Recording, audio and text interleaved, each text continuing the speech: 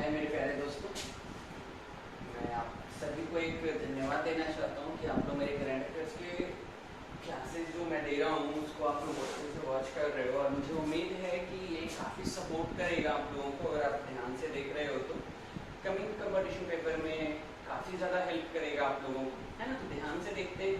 आज फिर से मैं कंपटीशन के लिए करंट अफेयर्स के क्वेश्चंस को लेकर करके आया हूँ। कुछ करंट अफेयर्स के क्वेश्चंस को और मैं देखता हूँ, है ना। अब सबसे पहला मैं एक लेता हूँ, अभी काफ़ी ज़्यादा करंट में है और चर्चित है। देखो, कुछ गेम जो है वो ऑनलाइन गेम खेले जाते हैं। तो भारत सरकार ने कोरोना के टाइम में पबजी पर बैन लगाया था और भी बहुत सारे गेमिंग पर बैन लगाया था। तो इसी तरीके से अभी वर्तमान में ऑनलाइन गेमिंग पर प्रतिबंध लगाया गया है। ऑनलाइन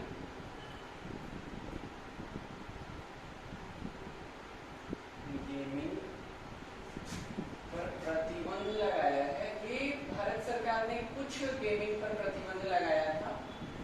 ये 2020 में कोरोना के टाइम में जब चाइना के साथ हमारा झगड़ा हुआ था तो उस समय कुछ ऐसी गतिविधियां थी, राजनीतिक गतिविधियां थी, जिसके कारण भारत सरकार ने कुछ चाइनीज ऐपों को बंद कर दिया था। और उसमें आगे पबजी भी गेम था जो ऑनलाइन गेम खेला जाता था, उस पर प्रतिबंध लगाया गया था। लेकिन फिर से ये भारत में अब रन है। लेकिन अभी हाल में ऑनलाइन सभी प्रकार के गेमों पर प्रतिबंध लगाया है और ये जो राज्य है वो कर्नाटक है। कर्नाटक ने सभी प्रकार के ऑनलाइन गेमों पर प्रतिबंध लगाया है और इसमें सजा के तौर पर कहा है कि 1 साल का सजा, 3 साल का सजा, 3 साल का कैद होगा और 1 लाख रुपए जुर्माना के तौर पर लिया जाएगा। ये कड़ी सजा के साथ ऑनलाइन गेमिंग पर प्रतिबंध लगाया है और ये जो सरकार है वो हमारे देश में कर्नाटक राज्य ने ये प्रतिबंध लगाया है। क्लियर हो गया होगा। ये पहला करंट मैंने आज का लिया है अभी का। अब दूसरा करंट लेते हैं। द करंट का एक क्वेश्चन ले रहा हूं मैं। Himalayan film festival, Himalayan film festival, Himalayan film festival का आयोजन किया गया है। आयोजन जो है, आयोजन 2021 जो किया गया है वो है, वो राज्य जो है वो लद्दाख है और लद्दाख की जगह का नाम है लेह, जहां पर इसका आयोजन किया गया है, जिसे हिमालयन फिल्म फेस्टिवल का आयोजन 2021। और हिमालयन फिल्म फेस्टिवल जो है वो पहली बार भारत में मनाया गया है। और कहाँ मनाया गया है? लद्दाख में मनाया गया है। जगह का नाम है लेह। और ये जो है वो 24 से 28 सितंबर, है ना, 24 से 28 सितंबर तक आयोजन किया जाएगा। आयोजन प्रारंभ हो चुका है। ये 24 से 28 सितंबर के बीच में आयोजन है इसका। 2 करंट अफेयर्स क्वेश्चन ले आऊं मैं आज आप लोगों को, कुछ करंट अफेयर्स के क्वेश्चन के साथ मैं अभी, है ना। एक और है, भारत का एक सैन्य अभियान चल रहा है ना। भारत सैन्य अभियान तो चला करता ही रहता है, बहुत सारे देशों के साथ सैन्य अभियान चलता रहता है। तो अभी भारत का नेपाल के साथ सैन्य अभियान चल रहा है। नेपाल के साथ, भारत का नेपाल के साथ सैन्य अभियान चल रहा है और इस अभियान का एक ही नाम है और इस अभियान को प्रत्येक 2 वर्षों के अंतराल पर मनाया जाता है। बारी बारी से मनाते हैं दोनों राज्य, दोनों देश। और इस अभियान का नाम है सूर्य किरण। इस अभियान का नाम क्या है? सूर्य किरण के नाम से चलता है ये अभियान और हर 2 साल पर मनाया जाता है। और एक बार अगर भारत मनाएगा तो एक बार फिर नेपाल मनाएगा। इस बार जो है वो भारत मना रहा है और भारत का जो राज्य है वो उत्तराखंड में ये अभियान चल रहा है। दोनों का सैन्य अभियान चल रहा है, जिसमें आतंकवादियों से बचने के लिए सैन्याभ्यास किया जाता है। और इसमें पहाड़ी क्षेत्रों में और दुर्गम क्षेत्रों को ही स्थान लिया जाता है जिसमें इस तरह के अभ्यास को करते हैं दोनों देश। और ये जो है भारत के उत्तराखंड में किया जा रहा है और जो जगह का नाम उत्तराखंड का वो पिथौरागढ़ है। पिथौरागढ़ में ये अभियान चल रहा है और ये अभियान जो है वो 15वां अभियान है। सूर्य किरण 15वां क्या है? तो ये नेपाल एवं भारत के बीच सैन्य अभियान है जिसमें जो है संबंध स्थापित कर रहा है। और ये सैन्य अभियान का मतलब कहते हैं कि सैन्य अभ्यास करते हैं, और कोई अभियान है कि किसी को जीतना उतना नहीं है, अभ्यास करते हैं। और इसमें मेन पॉइंट ऑफ व्यू होता है कि आतंकवाद से कैसे लड़ा जाएगा और दुर्गम क्षेत्रों में, दुर्गम पहाड़ी क्षेत्रों में भी किस प्रकार से सेना जो है वो सफल अभियान चला सकती है। तो उसका अभ्यास करते हैं दोनों सेना, नेपाल की और भारत की। तो ये अभी था, ठीक है। एक करंट अफेयर्स मैंने एक लिया है, एक रवि अभियान चलाया जा रहा है ना, रवि अभियान। ये रवि अभियान 2021 चलाया जा रहा है जिसमें ये जो है राष्ट्रीय कृषि सम्मेलन, ठीक है ना, राष्ट्रीय कृषि सम्मेलन क्या करवाया जा रहा है अब, राष्ट्रीय कृषि सम्मेलन ये जो है वो हरियाणा के हिसार में आयोजित किया गया था। अब इसका थोड़ा सा अगर हम देखते हैं तो इस अभियान का नाम रवि अभियान रखा गया है। आप लोग जानते हैं कि भारत में 3 प्रकार के फसलों का उत्पादन किया जाता है। पहला खरीफ है, दूसरा रबी है और तीसरा जायद फसल। भारत में 3 प्रकार के फसलों का खेती किया जाता है, उत्पादन किया जाता है। तो उसी में से मैंने भी बताया है जो अभियान चल रहा है वो किसका है, रबी अभियान 2021 है जो राष्ट्रीय कृषि सम्मेलन करवाया जा रहा है। ये हुआ है कहाँ, हिसार में, ये हरियाणा में क्षेत्र पड़ता है। अब इसमें देखो एक आप लोगों को थोड़ा सा क्लियर कर देता हूँ कि खरीफ क्या है और रबी क्या है। थोड़ा सा मैं बता देता हूँ, ऐसे करंट का ये कोई टॉपिक खरीफ के बारे में या रबी के बारे में बताने का टॉपिक नहीं है। तो खरीफ फसल कब बोया जाता है और कौन कौन से फसल होते हैं, है ना। देखो जून से स्टार्ट होता है और अक्टूबर में कट जाता है, कटाई कर दिया जाता है। तो ये फसल जो है वो खरीफ फसल है। देखो कहीं कहीं पर मानसून जो है वो मई में भी आ जाता है, कहीं जून में भी। तो मई या जून का महीना से प्रारंभ किया जाता है, बोया जाता है। तो मई और जून में थोड़ा सा अगर भी थोड़ा दिमाग लगाओगे तो मई जून में जो फसल लगता है वो चावल है, मक्का और कुछ दालों की खेती की जाती है। जो सारे जो हैं ये सारे चीजें जो हैं जून में बोया जाता है, अक्टूबर यानी लौटते हुए मानसून तक में इसको काट लिया जाता है। तो ये खरीफ फसलें हैं। क्लियर हो गया होगा आई थिंक। और रबी जो है वो जो है रबी फसल जो है वो अक्टूबर में लगाया जाएगा, है ना। ये फसल कटा और अगला फसल लगा दिया जाता है और इसको काट लिया जाता है मार्च में। ये शीतकालीन होता है, ये शीतकालीन फसल भी है। और ये जो है ना ये वर्षाकालीन है बेटा, वर्षाकालीन फसल है। इसमें उच्च तापमान होना चाहिए, उच्च तापमान के साथ साथ बारिश भी उच्च होना चाहिए, वर्षा भी काफी उच्च होना चाहिए, ठीक है। और इसमें शीतकालीन, शीत का मतलब समझ में आ रहा होगा, निम्न है यानी कि तापमान निम्न होना चाहिए, निम्न तापमान होगा, ठीक है ना। बारिश बहुत कम होनी चाहिए। तो इस महीने में जो लगाया जाने वाला फसल है उसमें कौन कौन सा आता है, तो आपका गेहूं है, ठीक है ना, गेहूं है। ये सारे जो फसल है गेहूं, चना, मटर, ये सारे जो हैं वो इसमें लगाए जाते हैं। ये देखो भारत के 2 मुख्य फसल तो यही है, रबी और खरीफ। एक और फसल है जिसे जायद फसल कहा जाता है और जायद फसल में सब्जियां या जानवरों के लिए चारा, ये सारी चीजें लगाई जाती हैं। और इसमें मौसमी फल लगाया जाता है। मैं तीसरा जो मैं बोल रहा हूँ वो जायद फसल बोल रहा हूँ। ये थोड़ा सा कभी और कोई ज्योग्राफी वगैरह की क्लासेस में दूंगा तो उसमें क्लियर कर दूंगा। तो हमें point of view current affairs पे रखना है कि रबी अभियान चलाया गया है, खरीफ अभियान नहीं चल रहा है, रबी अभियान चलाया जा रहा है। तो रबी अभियान में राष्ट्रीय कृषि सम्मेलन ने भाग लिया है। तो इन फसलों पर विशेष ध्यान देने का प्रयास किया जा रहा है ना। अब अब देखते हैं एक और करंट अफेयर्स के साथ रहता हूँ। अभी अभी विश्व गुलाब दिवस के रूप में मनाया जाता है। अब एक डेट है, विश्व गुलाब दिवस के रूप में मनाया जाता है, ठीक है। और ये जो डेट है विश्व गुलाब दिवस जो है वो 22 सितंबर को प्रत्येक वर्ष मनाया जाता है। कब मनाया जाता है? 22 सितंबर को प्रत्येक वर्ष मनाया जाता है। देखो, इस गुलाब दिवस को मनाने का मुख्य कारण है कि एक 12 वर्ष की लड़की थी मेलिंडा रोज, इनका नाम था मेलिंडा रोज, इन्हीं की याद में मनाया जाता है। 12 वर्ष की बालिका थी, 12 वर्ष की थी और इनको ब्लड कैंसर था, है ना। कौन क्या था? ब्लड कैंसर था और डॉक्टरों ने बताया था कि इनका 6 मंथ से ज्यादा ये अब जीवित नहीं रह सकती हैं। तो ये अपने 12 वर्ष की उम्र में ही बहुत सारी किताबों को लिखे और कैंसर से जुड़ी हुई चीजों की जागरूकता का अभियान शायद चला दिया था मात्र 6 महीने में।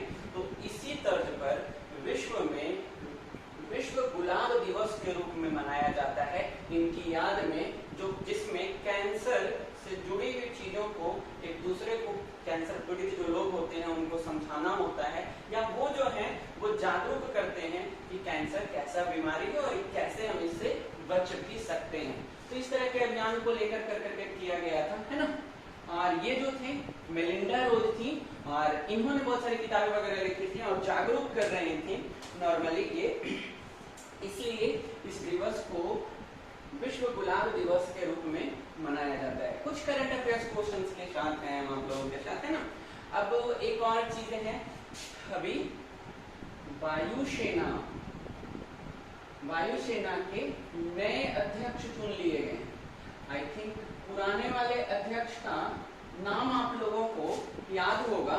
पुराने वाले जो अध्यक्ष थे जिनका कार्यकाल 30 सितंबर को समाप्त हो रहा था, तो अब वायुसेना के, भारतीय वायुसेना के नए जो अध्यक्ष चुने जा रहे हैं उनका नाम है B.R. चौधरी, B.R. चौधरी। और एक चीज और है, इन लोगों के साथ में एयर मार्शल का टाइटल लगता है, ये इनका पद होता है एयर मार्शल का। एयर चीफ जो होते हैं वायुसेना के, जो अगले एयर मार्शल होंगे या अध्यक्ष होंगे वो कौन होंगे? B.R. चौधरी जिन होंगे। अब जो भी जो है वर्तमान में है वो भदौरिया हैं, और ये जो भदौरिया है इनका नाम है R.K.S. भदौरिया, है ना। ये वर्तमान में है जिनका कार्यकाल जो है वो 30 सितंबर को समाप्त हो रहा है। तो अगले वायुसेना अध्यक्ष के रूप में कौन बन रहे हैं? ये चुने गए हैं, इनको बनाया गया जाएगा B.R. चौधरी को। कुछ आप लोगों के सामने कुछ मैं करंट्स रख रहा हूँ, आई थिंक ये क्लियर हो रहा होगा आप लोगों को, है ना। अभी देखो, विश्व में एक गेम खेला जाता है, काफी प्रसिद्ध गेम है और इसका जनक भी जो है भारत है, IPL। तो सभी देशों में इसका प्रसारण किया जाता है। तो IPL के प्रसारण पर रोक लगाने वाला एक देश है, IPL प्रसारण पर रोक लगाया है, और ये जो देश है वो अफगानिस्तान है। क्यों लगाया होगा आप लोगों को समझ में आ रहा होगा, अफगानिस्तान है। अभी कुछ समय पहले इस देश पर तालिबान का कब्जा हो गया है और तालिबान ऐसा समर्थक है कि महिलाओं को मनोरंजन के क्षेत्र में प्रवेश नहीं होने देना है, और दूसरा कि उन लोगों को मनोरंजन के चीजों पर रोक लगाया जाता है। ये ऐसा क्यों है ये हम कुछ और क्लासेस में बता देंगे। हमारी एक और क्लासेस पिछले टॉपिक में डाला हुआ है, अफगानिस्तान तालिबान संघर्ष करके, तो उसका हाफ वीडियो डाला हुआ है, आप कुछ दिनों में और मैं डाल दूंगा।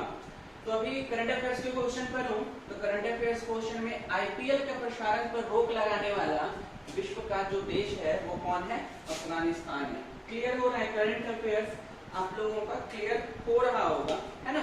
अब एक पुस्तक लिखी गई है द थ्री खान्स, पुस्तक का नाम है the three Khans, the three Khans, है ना। The three Khans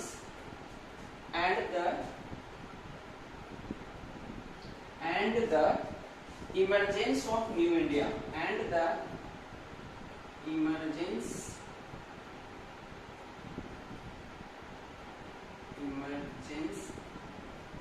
of new India. Three Khans and the emergence of new India के राइटर कौन है? तो राइटर जो है वो हैं कावेरी बमजई। कौन है? कावेरी बमजई जो है वो थ्री खान्स लिखे हैं पुस्तक, the three Khans and the emergence of new Kaveri new India के जो राइटर है वो Kaveree Bamzai. I think clear होता जा रहा होगा आप लोगों को, है ना। करंट अफेयर्स के क्वेश्चंस को काफी क्लियर कर रहा हूं मैं, आप लोग समझते रहो, है ना। नेक्स्ट है फ्लोरेंस नाइटिंगेल का पुरस्कार दिया गया है। राष्ट्रीय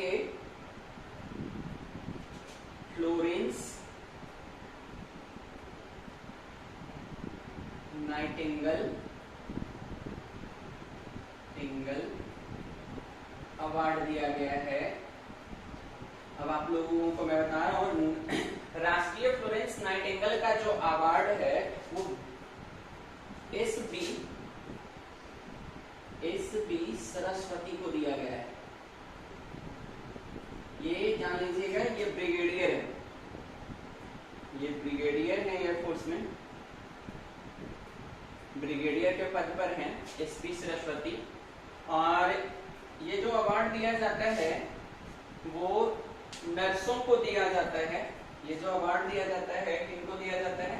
नर्स को दिया जाता है। और ये जो है ये नर्स प्रशासक हैं, तो इन्हें राष्ट्रीय Florence Nightingale award brigadier S.B.. Saraswati को दिया गया है। ठीक है, कुछ करंट अफेयर्स हैं। अब कुछ करंट अफेयर्स को मैं एक बार और क्लियर कर रहा हूं इसमें, है ना। देखते हैं।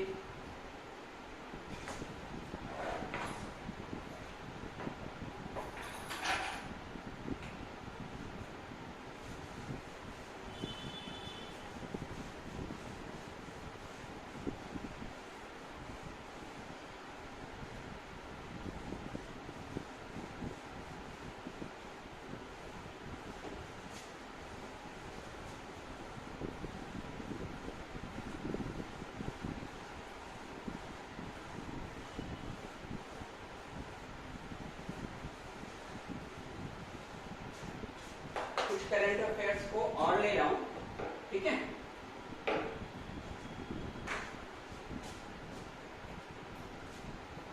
एक और करंट अफेयर मैं ले रहा हूं। इसमें बहुत कम समय में, मतलब कि दो चोटियों पर, चोटियों मतलब पहाड़ियों की चोटियां होती हैं उन पर मैं बता रहा हूं, दो चोटियों पर सबसे तेज, है ना, सबसे तेज गति से फतह करने वाली महिला, फतह, दो चोटियों पर फतह करने वाली महिला, है ना। दो चोटियों पर फतह करने वाली जो महिला है ये सबसे तेज गति से, बेटा सबसे तेज गति से है। अब ये जो है इनका नाम है गीता समूत। गीता समूत जो है वो CISF में एसआई के पद पर है, ठीक है। CISF में एसआई के पद पर हैं।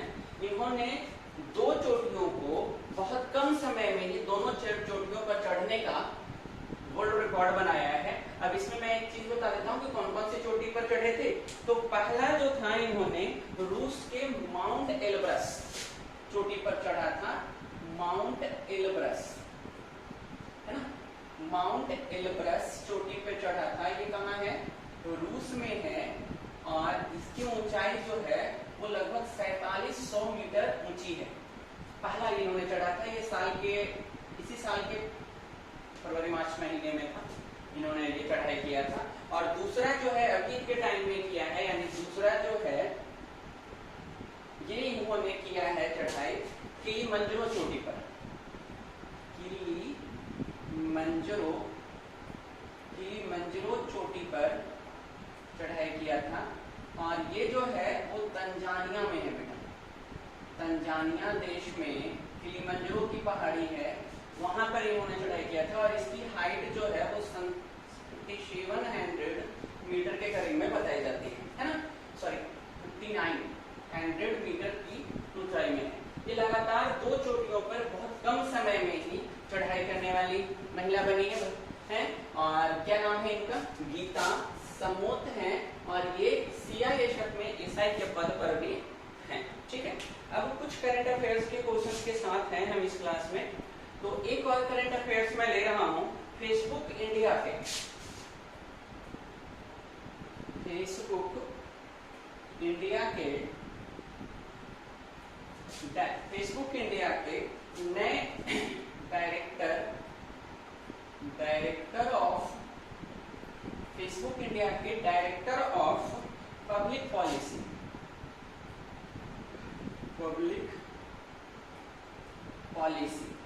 है ना, पब्लिक पॉलिसी का जो अध्यक्ष पब्लिक पॉलिसी के जो अध्यक्ष चुने गए हैं वो राजीव अग्रवाल को चुना गया है। राजीव अग्रवाल को चुना गया है। क्लियर है या नहीं? अभी हम कुछ करंट के क्वेश्चनों के साथ हैं।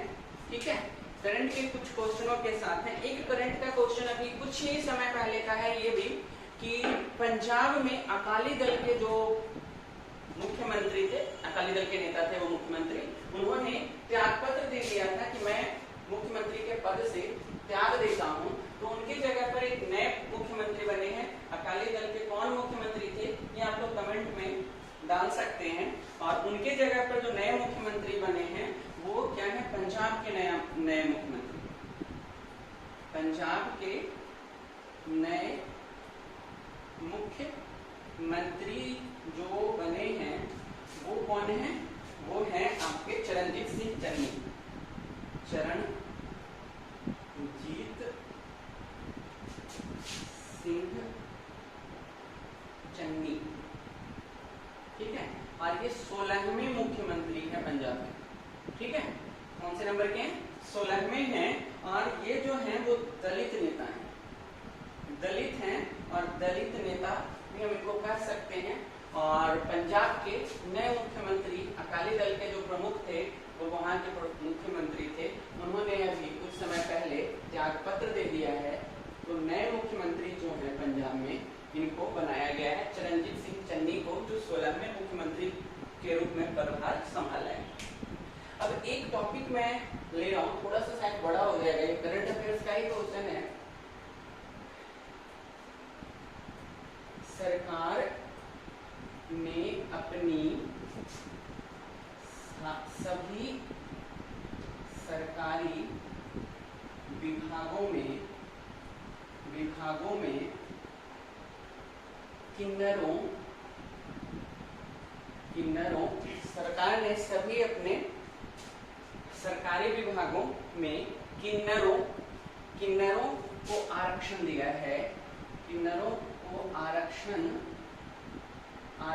प्रदान है ना, आरक्षण प्रदान किया है, अर्थात किन्नर भी अब सरकारी विभाग में पद पर आ सकते हैं। वो कौन सा राज्य है ना? तो ये राज्य जो है वो मैं थोड़ा बता रहा हूँ। ये राज्य है कर्नाटका। कर्नाटका जो है अभी काफी करंट अफेयर्स में रहा है। मैं एक वीडियो बनाया था, है ना, महिला संरक्षण बिल पर मैंने एक वीडियो बनाया था। और उसमें भी येदियुरप्पा की सरकार थी कर्नाटक की, अभी वहां के मुख्यमंत्री कोई और हैं। कर्नाटक से रिलेटेड अभी बहुत सारे करंट अफेयर्स आ रहे थे जो मैं पिछले वीडियोस में भी देख रहा हूँ। तो आप लोग उन करंट अफेयर्स में काफी ध्यान देना। और इसमें सबसे ज्यादा इंपॉर्टेंट है ना कि किन्नरों को आरक्षण दिया गया है और ये सरकार है कर्नाटक, अर्थात वहां के सरकारी विभाग में किन्नर भी अब पदासीन हो सकते हैं। निम्न पद से लेकर के उच्च पदों तक यह व्यवस्था कर्नाटक सरकार ने की है। अब थोड़ा सा मैं एक चीज ले रहा हूँ, एक शासन था उसमें मैं बताऊंगा, थोड़ा सा क्लियर कर रहा हूँ। इन किन्नरों की स्थिति को मैं क्लियर कर रहा हूँ। किन्नरों मतलब ट्रांसजेंडर कहा जाता है इनको, है ना। ट्रांसजेंडर कहा जाता है इन्हें। किन्नरों की स्थिति के बारे में बता देता हूं। भारत में जब अकबर का काल था, अकबर मुगल काल, अकबर का काल था, तो किन्नरों को भी उसके काल में भी किन्नरों को एक अच्छा स्थान एक तरीके से प्रदान किया गया था अकबर के द्वारा। देखो अकबर जो है ना, अकबर के संरक्षक थे बैरम खां। तो बैरम खां ने मात्र मतलब अकबर जब मात्र 13 इयर्स का था, 13 वर्ष का था, तभी बैरम खां ने, हुमायूं की मृत्यु हो जाने के बाद बैरम खां ने इसे ईंट से बने हुए सिंहासन पर बैठा दिया था और इसे ही अगला मुगल काल का राजा घोषित कर दिया था, अर्थात राज्यारोहण करवा दिया था, राज्याभिषेक करवा दिया था। मात्र 13 वर्ष का था, ठीक है ना। तो बैरम खां को इसका संरक्षण देना था अकबर का। अकबर का संरक्षण किसको देना था? बैरम खां। तो बैरम खां ने एक प्लानिंग किया था, लेकिन बैरम खां की फिर मृत्यु, हत्या हो गई थी, वो मैं बाद में बताऊंगा कभी। तो उस बैरम खां ने एक प्रथा बनाया था, हरम एक शब्द है, इसके बारे में लोग हमेशा निगेटिव ही ले लेते हैं, क्योंकि इसका अर्थ होता है, मैं अभी 2 अर्थ समझाऊंगा इसमें, जहां पर बहुत सारी महिलाएं हैं और एक पुरुष, एक ऐसा स्थान जहां पर बहुत सारी महिलाएं हों और मात्र एक ही पुरुष हो और किसी भी दूसरे पुरुष का वहां पर जाना वर्जित हो, ये हरम कहलाता है, ठीक है ना। लेकिन अकबर का हरम का अर्थ कुछ और था। अकबर का हरम का अर्थ था कि ये जो है वो लगभग 4 वर्ष तक ये हरम की जो महिलाएं थी वो अकबर को एक तरीके से मदद कर रही थी और प्रोटेक्शन दे रही थी, सुरक्षा दे रही थी। तो कहा जाता है क्या कि महिलाएं मुगल वंश को प्रोटेक्शन दे रही थी। तो इस शासन को कुछ इतिहासकारों ने पेटीकोट शासन के नाम से भी बताया है। पेटीकोट शासन के नाम से भी हम लोग इस शासन को जानते हैं, जो अकबर के काल से रिलेटेड है। जब अकबर काफी छोटा था तब हुआ था और ये 4 वर्ष तक वही महिलाएं इसको सुरक्षित करती थी। तो ये आप ध्यान देना कि वो जो महिलाएं होती थी, महिलाएं ही कहेंगे, लेकिन उन महिलाओं, वो जो महिलाएं होती थी वो किन्नर होती थी और इनको सुरक्षा प्रदान करती थी।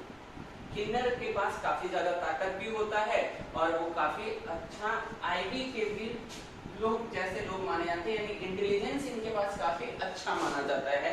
तो ये सबसे पहली बार इनको स्थान अकबर ने अपने शासन में भी दिया था और खास करके अपनी सुरक्षा के लिए था, जहां पर हरम के रूप में अकबर खुद रहता था और वो काफी छोटा था और वहां पर काफी महिलाएं ही सिर्फ सुरक्षा प्रदान करती थी, जिसमें पहला घेरा जो था वो किन्नरें सपोर्ट करती थी, जिसके कारण ये 4 वर्ष को, यानी 1556 से लेकर 1556 से लेकर करके 1556 से लेकर के 60 तक का जो काल है मुगल काल का, उसे पेटीकोट शासन के नाम से भी जाना जाता है।